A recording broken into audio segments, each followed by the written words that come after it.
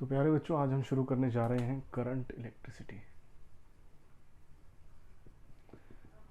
तो ये चैप्टर बच्चों पहले के दो चैप्टर से कैसे अलग है, क्या देखने को मिलेगा इस चैप्टर में, आइए एक एक करके समझते हैं।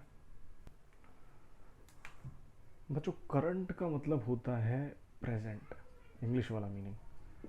और प्रेजेंट कभी रुकता नहीं है। प्रेजेंट जो है वो फ्लो करता रहता है, चलता रहता है। पास्ट रुका हुआ है, फ्यूचर पता नहीं, प्रेजेंट हमेशा उसी को कहते हैं जो फ्लो करता रहता है, कंटिन्यूसली पास होता रहता है। तो बच्चों, इससे पहले वाले चैप्टर में हमने बेसिकली चार्जेस के बारे में पढ़ा है। और वो चार्जेस कैसे थे, रेस्ट पे थे, वो मूव नहीं कर रहे थे, वाइब्रेट कर रहे थे, या हम मूव करवा रहे थे थोड़ा बहुत। तो basically charges were at rest कुल मिला के। तो करंट इलेक्ट्रिसिटी जो चैप्टर है, इसके अंदर बच्चों हमारे चार्जेस मोशन में आ जाएंगे। और कैसा मोशन होगा ये? नियरली कांस्टेंट वेलोसिटी का मोशन होगा, नियरली कांस्टेंट वेलोसिटी का। तो बच्चों आइए देखते हैं। सबसे पहले हम डिफाइन करेंगे करंट को, और हमने एक ओवरव्यू आपके सामने दे दिया है कि चार्जेस पूरे चैप्टर में मोशन में रहेंगे कांस्टेंट वेलोसिटी से। तो करंट क्या है बच्चों? करंट है चार्जेस का बहना टाइम के साथ साथ, एज द टाइम पासिस, और इसी मेजरमेंट को हम कहते हैं करंट। तो करंट बाय डेफिनेशन क्या है? फ्लो ऑफ इलेक्ट्रिक चार्जेस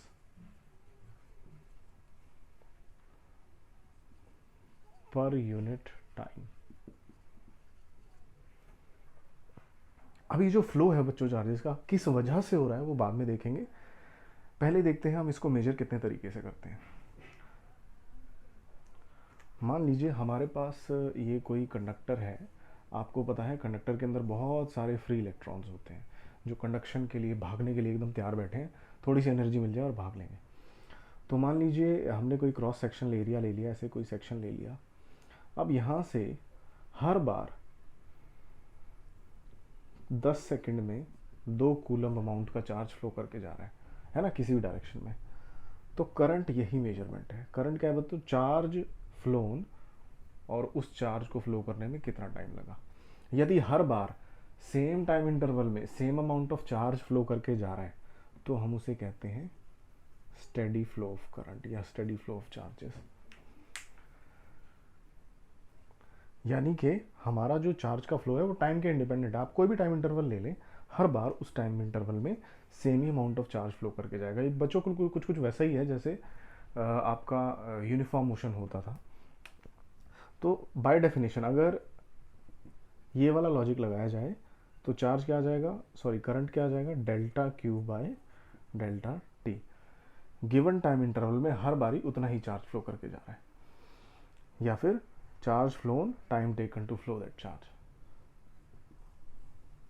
अगर चार्ज जो है वो टाइम के साथ साथ अलग अलग अमाउंट में फ्लो कर रहा है, मतलब पहले पहले 10 सेकंड में बहुत ज़्यादा चार्ज फ्लो कर गया, अगले 10 सेकंड में थोड़ा कम हो गया, यानी चार्ज का फ्लो जो है वो टाइम पे डिपेंडेंट है, तो ऐसे केस में हम उसको स्टेडी फ्लो नहीं बुला सकते। वहाँ हर पल करंट की वैल्यू चेंज हो रही है।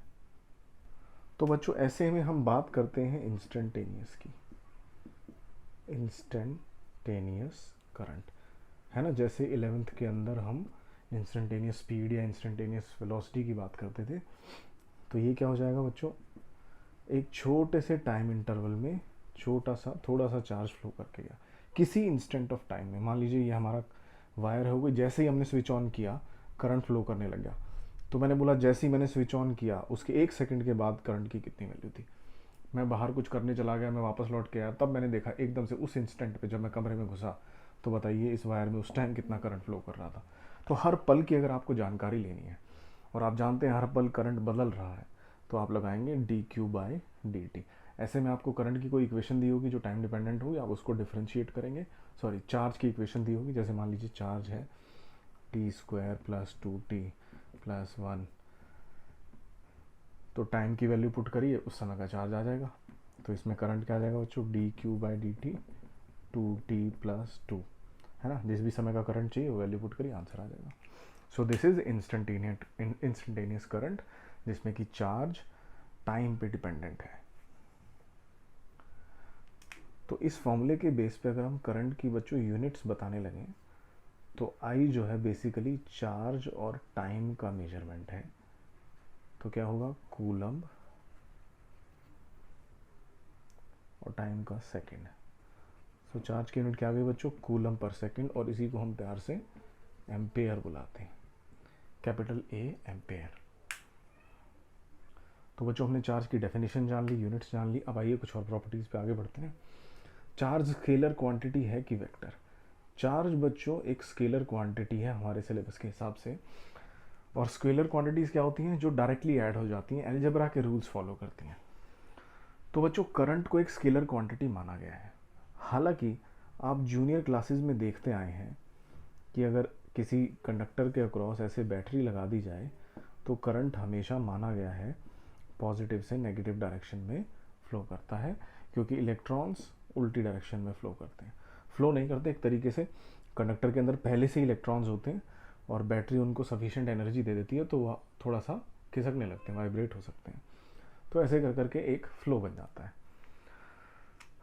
तो कहने में क्या आएगा, करंट की डायरेक्शन है पॉजिटिव से नेगेटिव, और ये डायरेक्शन क्या है? ये कन्वेंशनल डायरेक्शन है, इसके पीछे कोई बहुत बड़ा लॉजिक नहीं है, ऐसा एक तरीके से एक रूल बनाया गया है कि हम करंट की डायरेक्शन पॉजिटिव से नेगेटिव लेंगे।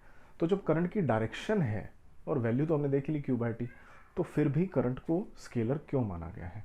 बच्चों किसी भी चीज़ का वेक्टर होना सिर्फ खाली इस बात पे डिपेंड नहीं करता कि डायरेक्शन है तो मुंह उठा के बोल दें कि वो एक वेक्टर क्वांटिटी है। उसे वेक्टर अलजेब्रा के सारे रूल्स फॉलो करने होंगे, और इसके कुछ रूल्स हमने 11th में पढ़े थे, जैसे कि triangle law, vector addition, parallelogram law, और भी बहुत सारा है, स्केलर प्रोडक्ट है, वेक्टर कम्यूटेटिव, एसोसिएटिव, बहुत सारी चीज़ें हैं।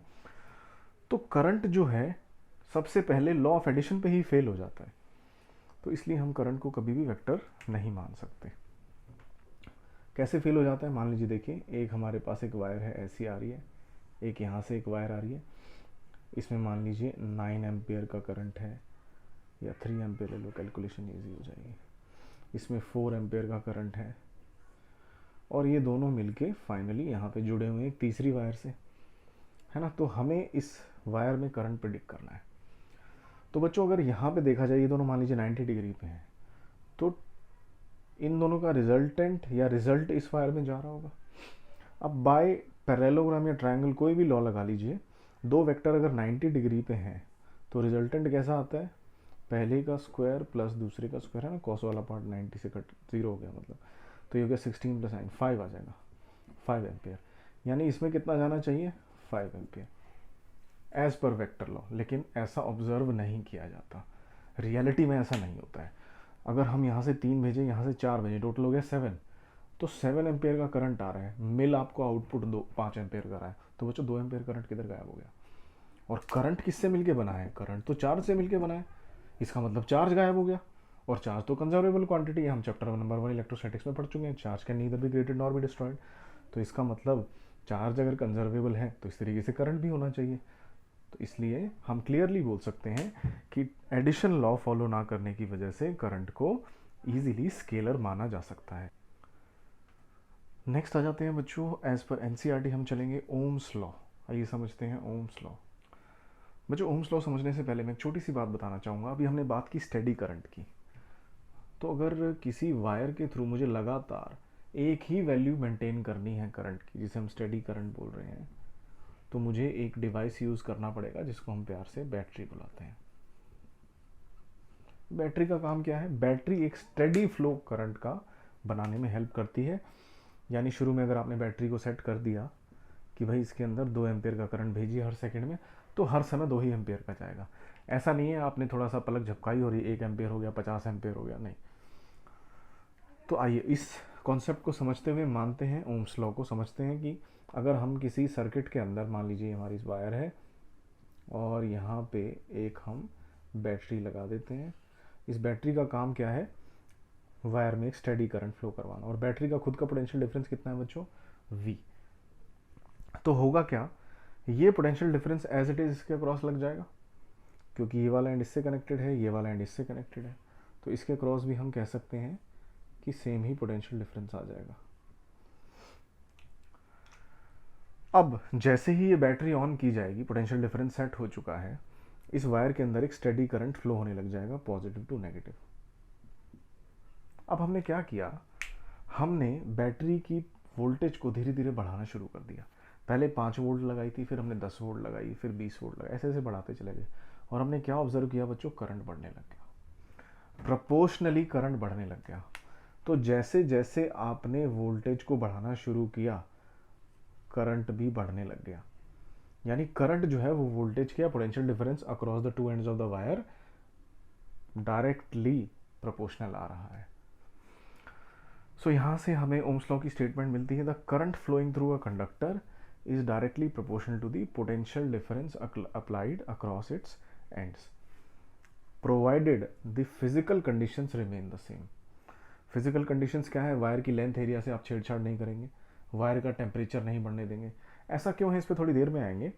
फिलहाल हम समझ लेते हैं, जैसे जैसे आप पोटेंशियल डिफरेंस बढ़ाते जाएंगे वायर के अक्रॉस, करंट बढ़ने लगेगा और प्रोपोर्शनैलिटी हटेगी तो एक कांस्टेंट आएगा बच्चों, जिसे हम कहते हैं रेजिस्टेंस 1/R।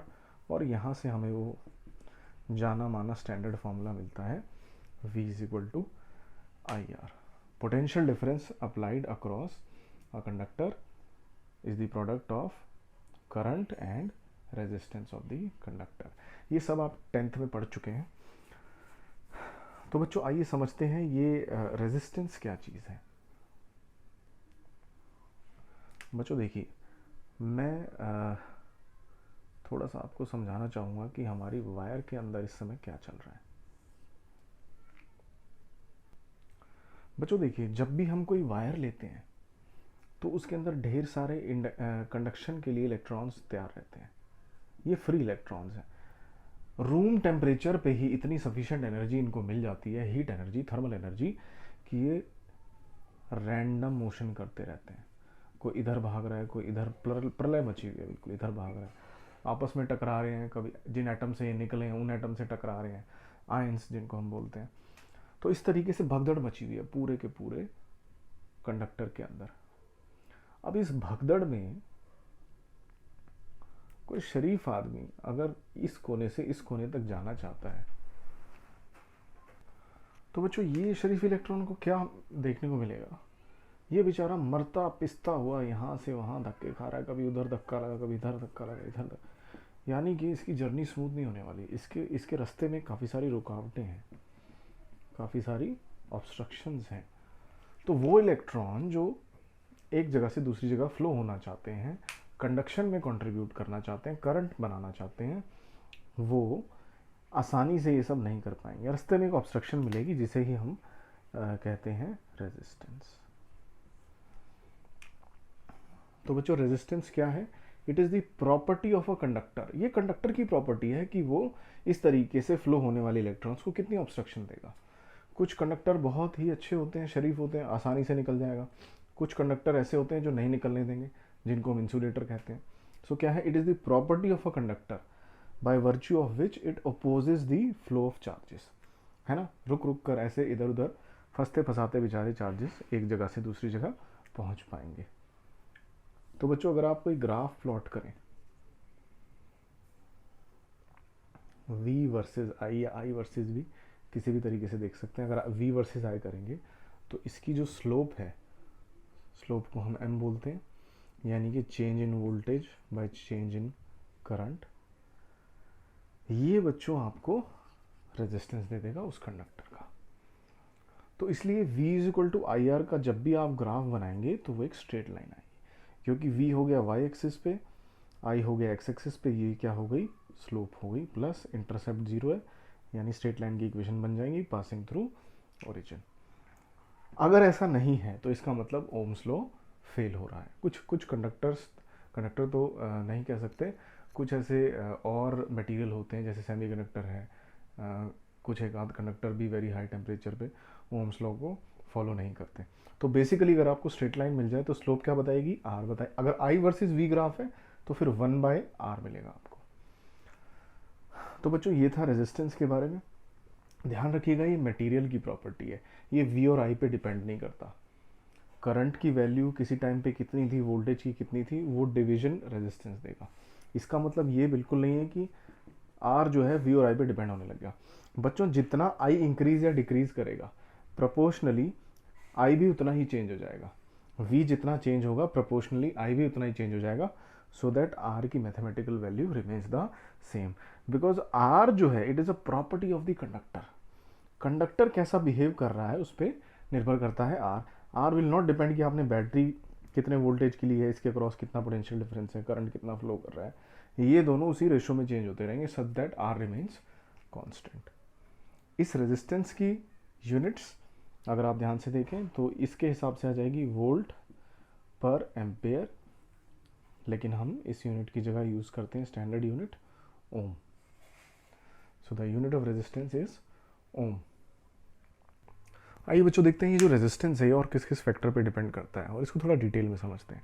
बहुत सारे एक्सपेरिमेंट्स किए गए ओम्स लॉ वाले सेटअप में, एक वायर ली, बैटरी लगाई, लंबी वायर ली, कभी मोटी वायर ली, ऐसे कर करके बहुत सारे एक्सपेरिमेंट्स किए गए, और फाइनली क्या देखने को मिला, ये जो रेजिस्टेंस है बच्चों ये डायरेक्टली प्रोपोर्शनल मिला लेंथ ऑफ द वायर की। जितनी लंबी वायर लोगे उतना ज़्यादा रेजिस्टेंस फेस करना पड़ेगा, यानी उतना ही करंट कम हो जाएगा। इन्वर्सली प्रोपोर्शनल मिला एरिया ऑफ क्रॉस सेक्शन के। एरिया जितना ज़्यादा होगा वायर का उतना थोड़ा सा फ्रीली इलेक्ट्रॉन मूव कर जाएंगे। इन दोनों को जब मिलाया गया बच्चों तो हमारे सामने L/A करके ये एक्सप्रेशन आ गया। अब जब ये प्रोपोर्शनलिटी का साइन हटेगा तो हम इसे लिख सकते हैं ρL/A। ये एक कांस्टेंट ऑफ प्रोपोर्शनलिटी आया जिसे हम कहते हैं रेजिस्टिविटी। इसके बारे में और डिटेल में पढ़ेंगे आगे। रेजिस्टिविटी, ये रेजिस्टिविटी बच्चों असल में मटेरियल की प्रॉपर्टी पे डिपेंड करती है। तो रेजिस्टेंस किस किस पे डिपेंड करता है? वी और आई पे बिल्कुल नहीं, एल पे, area of cross section of the wire, और रेजिस्टिविटी। तो जब हम ये बोलते हैं ना कि resistance depends on the nature of material of the wire, तो वो नेचर रो में कवर हो जाती है। तो नेचर ऑफ द वायर या कंडक्टर या मटेरियल जो भी है, length of the material, conductor, area of cross section of the wire. Wire बोल लीजिए, कंडक्टर बोल लीजिए, एक ही बात है। तो यानी कि अगर आपने किसी वायर की लेंथ बढ़ा दी है तो रेजिस्टेंस बढ़ जाएगा, उसका एरिया ऑफ क्रॉस सेक्शन बढ़ा दिया है तो रेजिस्टेंस कम हो जाएगा। एक चीज़ यहाँ से ध्यान से समझना बच्चों, ये जो लेंथ है जिसको हम L बुला रहे हैं, और ये जो एरिया ऑफ क्रॉस सेक्शन है जिसको हम A बुला रहे हैं, ये कौन सा है? ये अगर आपने वायर ली है तो जहाँ से करंट फ्लो करके जा रहा है ये वो वाली लेंथ होगी बच्चों। और एरिया ऑफ क्रॉस सेक्शन क्या है? ये वो वाला एरिया है जिसके करंट परपेंडिकुलर है ना। अब अगर आप इसको सिलेंडर माने तो एरिया तो ये कर्व्ड सरफेस एरिया भी हो सकता है। आपने कौन सा लेना है? करंट जिसके परपेंडिकुलर है। इस चीज़ का ध्यान रखिएगा। अगर बच्चों इसी कंडक्टर को मैं ऐसे बना दूं, ऐसे बना दिया, करंट जो है वो ऐसे फ्लो करके जा रहा है, मान लीजिए ऐसे फ्लो करके जा रहा है, क्या दिक्कत है ना? करंट ऐसे फ्लो करके जा रहा है, तो लेंथ कौन सी ली जाएगी? फिर ये लेंथ नहीं होगी, फिर ये लेंथ हो जाएगी। एरिया ऑफ क्रॉस सेक्शन क्या हो जाएगा? ये एरिया ऑफ क्रॉस सेक्शन हो जाएगा जिसमें से करंट परपेंडिकुलरली जा रहा है। हालांकि ये सब आएगा नहीं आपके एग्जाम में, आपको कंसेप्चुअली पता होना चाहिए कौन सा एल है और कौन सा ए है। तो ये जो हमने बच्चों बात की रो यानी रेजिस्टिविटी की, इसको समझ लेते हैं ज़रा। रेजिस्टिविटी और इसका दूसरा नाम है बच्चों स्पेसिफिक रेजिस्टेंस। ये अक्सर आपकी प्रैक्टिकल मैनुअल में दिया होता है, स्पेसिफिक रेजिस्टेंस। तो आर किस किस पे डिपेंड कर रहा है बच्चों? नेचर ऑफ मटेरियल, कितना कंडक्टिंग है, कितना इंसुलेटिंग है। दूसरा एक और चीज़ पे डिपेंड करता है, टेम्परेचर। ये हम थोड़ा लेट पढ़ेंगे। तो बच्चों इसीलिए ओम्स लॉ में हम कहते हैं कि I is proportional to V provided the physical conditions remain the same, जैसे कि length of the wire, area and temperature of the wire. क्योंकि बच्चों जैसे ही आप L, A और T चेंज करेंगे R चेंज हो जाएगा। कैसे चेंज हो जाएगा बच्चों? R तो ρL/A है, तो L चेंज करेंगे तो डायरेक्टली R पे इफेक्ट पड़ रहा है, A चेंज करेंगे तो डायरेक्टली इफेक्ट पड़ रहा है, टेम्परेचर चेंज करेंगे तो पहले रो इफेक्ट होगा, रो इफेक्ट होगा तो बदले में R इफेक्ट होगा। तो इसलिए हम ओम्स लॉ में फिजिकल कंडीशंस सेम रखते हैं। ये जो रेजिस्टिविटी रो आई है, इसकी यूनिट्स क्या होंगी बच्चों? R is equal to ρL/A है, तो रो क्या हो जाएगा? R A/L, यानी रेजिस्टेंस की यूनिट ओम, इसकी मीटर स्क्वायर और 1 मीटर इसके लिए, तो रेजिस्टिविटी की यूनिट्स आ गई बच्चों ओम मीटर। ये जो ओम है इसका सिंबल है ये ओमेगा, इस सिंबल को कहते हैं ओमेगा। एक ओमेगा ये वाला भी होता है, स्मॉल और कैपिटल का फ़र्क है। So this is omega. तो हम प्रोनाउंस कैसे करते हैं, ओम मीटर। और एक चीज़, ये जो रो है, हालांकि हमने इसका फॉर्मूला लिख दिया RA/L, इन तीनों में से किसी पे डिपेंड नहीं करता, क्योंकि ये प्रॉपर्टी है बच्चों वायर की। वायर के अंदर कितने ज़्यादा कंडक्टिंग इलेक्ट्रॉन्स हैं, कितने इलेक्ट्रॉन्स ठूस ठूस के भरे हैं, कैसा मटेरियल है, कितनी जल्दी उसके बॉन्ड्स ब्रेक हो जाते हैं, ये सब रो उस पर डिपेंड करता है। कंसेप्चुअली ये कॉम्बिनेशन है RA और L का। इनमें से कोई भी चीज़ अगर आप चेंज करेंगे तो बाकी चीज़ें अपने आप को एडजस्ट कर लेंगी इस तरह, ताकि रो सेम रहे, provided the physical condition remains the same. So this was about Ohm's law. अब इसमें आपको बहुत सारे न्यूमेरिकल्स आ सकते हैं, R=ρL/A पे। L इतने परसेंट चेंज हो गया, A में कितना चेंज आया, 10th में भी आप ऐसा कुछ कर चुके हैं, तो वो न्यूमेरिकल आपने ज़रूर ट्राई करने हैं बच्चों। नेक्स्ट हम आ जाते हैं बच्चों करंट से मिलती जुलती एक और चीज़, जिसको हम कहते हैं करंट डेंसिटी J। तो बच्चों करंट डेंसिटी क्या है, इसे हम J वेक्टर से डिनोट करते हैं। एंड करंट डेंसिटी का जो मैग्नीट्यूड है, this is current per unit area. और ये एरिया कौन सा है, जो करंट के परपेंडिकुलर हो बच्चों। और अगर नहीं है परपेंडिकुलर तो हम परपेंडिकुलर वाला कंपोनेंट ले लेंगे एरिया का। तो ये अगर वेक्टर है तो इसकी डायरेक्शन क्या होगी बच्चों, करंट डेंसिटी की डायरेक्शन होती है जो आई की डायरेक्शन, जिधर आई जा रहा है उधर ही करंट की डायरेक्शन मान लेते हैं। तो इसलिए हम कभी कभी करंट को स्केलर प्रोडक्ट भी कहते हैं जे और ए का, है ना, जे ए कॉस थीटा। तो वो कॉस थीटा से एडजस्ट हो जाएगा नॉर्मल कंपोनेंट, जैसे हम फ्लक्स वगैरह में देखते थे। क्यों पढ़ रहे हैं बच्चों, ये क्या क्या मिलेगा ये पढ़ के, जब हमारे पास ऑलरेडी एक मिलती जुलती क्वांटिटी है करंट, तो फिर हम करंट डेंसिटी क्यों लेके आए बच्चों। देखो करंट जो है ये एक तरह का, ये बच्चों एक मैक्रोस्कोपिक क्वांटिटी है। मैक्रोस्कोपिक बोले तो पूरी वायर में एक ही करंट रहता है, पूरी वायर के लिए बात होती है जब भी करंट की होती है। हम ऐसा नहीं बोलते कि इस करंट के जो इतना क्रॉस सेक्शन है बताइए यहाँ पे कितना करंट है, फिर मान लीजिए वायर जो है आगे जाके थोड़ी सी मोटी हो गई, बताइए यहाँ कितना करंट है। करंट पूरी वायर में एक ही फ्लो करता है। तो हमें कोई ऐसी क्वांटिटी चाहिए थी बच्चों जो हर पॉइंट का जवाब दे सके, दैट इज़ करंट डेंसिटी। तो क्या है, मान लीजिए कि वायर ऐसी है फिर जाके कहीं ऐसी हो गई, तो करंट तो पूरे में एक ही चलेगा, लेकिन यहाँ पर एरिया ऑफ क्रॉस सेक्शन कम हो गया, तो यहाँ पे करंट डेंसिटी और यहाँ पे करंट डेंसिटी अलग अलग आएगी। तो करंट का एरिया के साथ हमें एक रिलेशन चाहिए था जिसमें डायरेक्शन भी आए, तो इसलिए हमने इन्वेंट किया करंट डेंसिटी को। यूज़ कहाँ है बच्चों, मैग्नेटिज्म में बहुत यूज़ है। अगर मैग्नेटिज्म की बात करें तो बच्चों एक बात ध्यान रखना, 4th चैप्टर में आएगी, करंट जहाँ पे होता है वो अपने आसपास मैग्नेटिक फील्ड भी क्रिएट कर देता है, जैसे चार्ज इलेक्ट्रिक फील्ड क्रिएट करता था, बहता हुआ चार्ज यानी करंट मैग्नेटिक फील्ड क्रिएट कर देता है। तो किसी जगह पे कितना मैग्नेटिक फील्ड है ये जवाब देगा करंट डेंसिटी। करंट नहीं दे सकता, करंट तो ठीक है वो तो हर पूरी वायर में सेम रहेगा। तो अगर हमें एक एक पॉइंट के बारे में बात करनी है, यहाँ क्या हाल चल रहा है, यहाँ क्या हाल चल रहा है, सो उसका जवाब देगा current density. So current density क्या है, ये एक माइक्रोस्कोपिक क्वांटिटी है जो वायर की हर लोकेशन के साथ अलग अलग वैल्यू दे सकती है। इससे ज़्यादा हमारे सिलेबस में भी नहीं है बच्चों, तो हम इसको बहुत ब्रीफली पढ़ रहे हैं। आइए देखते हैं इसके कुछ और रिलेशंस। हम बात करेंगे बच्चों relation between electric field and current density in a wire. मान लीजिए ये हमारी वायर है, कंडक्टर है, इसके अक्रॉस हमने बैटरी लगा दी, बैटरी ने इसके क्रॉस पोटेंशियल डिफरेंस क्रिएट कर दिया V वोल्ट्स का, और बैटरी की जो लेंथ थी बच्चों, ये लेंथ थी L, स्ट्रेट लेंथ है, मैंने कर्व बना दी। So this length is L, area of cross section this much is A, uniform cross section है बच्चों। तो अब देखिए ओम्स लॉ से हम लिख सकते हैं V = IR, I as it is रखिए, R को लिख सकते हैं ρL/A। तो यहाँ से हमें ρL एक साथ रखिए, I रीअरेंज कर लिया, I/A क्या हो गया बच्चों, ये तो करंट डेंसिटी का मैग्नीट्यूड हो गया। तो हमें पोटेंशियल डिफरेंस और करंट डेंसिटी में एक रिलेशन मिल गया, इसको हम आगे यूज़ करेंगे।